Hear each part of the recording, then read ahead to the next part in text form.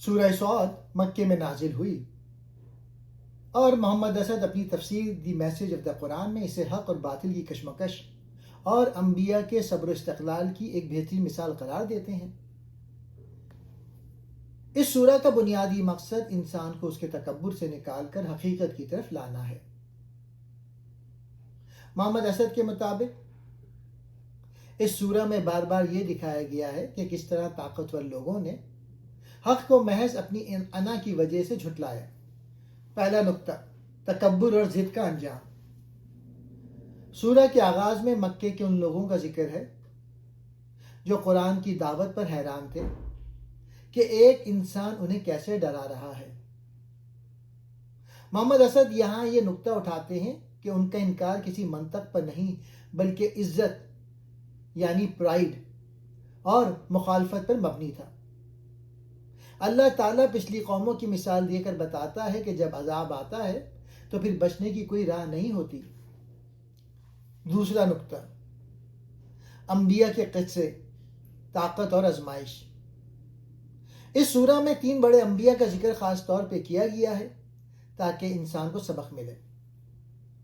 حضرت داؤد علیہ السلام، انہیں بہت طاقت اور سلطنت دی گئی لیکن وہ ہمیشہ اللہ کی طرف رجوع کرنے والے تھے۔ محمد اسد اس واقعے کی تشریح کرتے ہیں جہاں 2 فریق ان کے پاس آئے تھے کہ یہ دراصل ایک حکمران کے لیے سبق تھا کہ وہ اپنی طاقت کے باوجود عدل و انصاف سے کام لے۔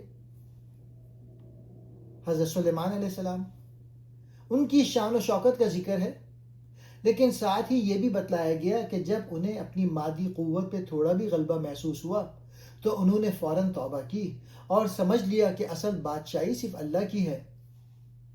تیسرے، حضرت ایوب علیہ السلام، یہ صبر کی انتہا کی مثال ہے۔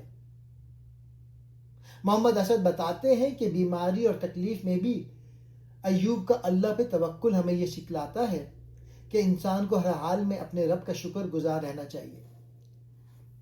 تیسرا پوائنٹ، ابلیس اور آدم کا قصہ، تکبر کی بنیاد۔ سورہ کے آخر میں تخلیق آدم اور ابلیس کے انکار کا ذکر ہے۔ محمد اسد اس کی نفسیاتی تشریح کرتے ہوئے لکھتے ہیں کہ ابلیس کا سجدہ نہ کرنا دراصل اس کی سوچ کا نتیجہ تھا کہ وہ نسل یا مادے یعنی آگ کی بنیاد پر خود کو برتر سمجھتا تھا۔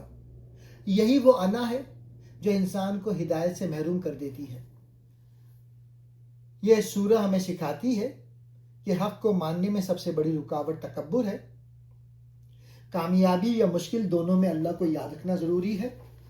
شیطان کا راستہ غرور ہے، اس سے بچنا چاہیے۔ آخرت میں ہر انسان کو اپنے اعمال کا بدلہ ملے گا۔